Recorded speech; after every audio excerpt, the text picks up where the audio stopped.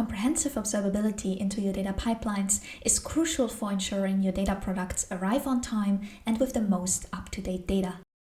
With Astro Observe, you now have access to an actionable view of all your Airflow pipelines and your data supply chain, allowing you to proactively identify opportunities for optimization and zero in on problem areas.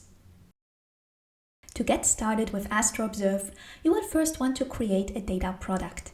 Your data product should represent the end result of the data your pipelines provide, such as a report, dashboard, or recommendation engine that is part of your company's product. In the Astro UI, go to Observe, Data Products, and click Add Data Product. Give it a name, a description, and an owner. Then select the assets that are related to this data product. Assets are the DAGs, tasks, and datasets that are required to deliver the data product. You only need to select the most downstream assets.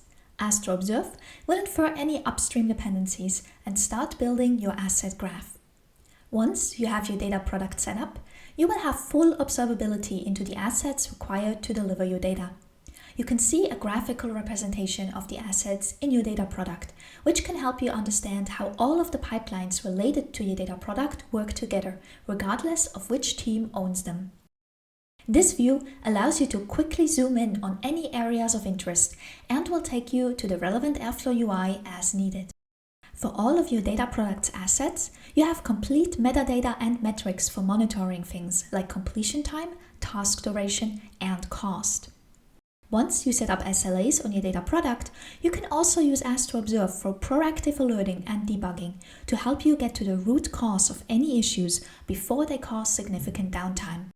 We will cover these features in the next few videos.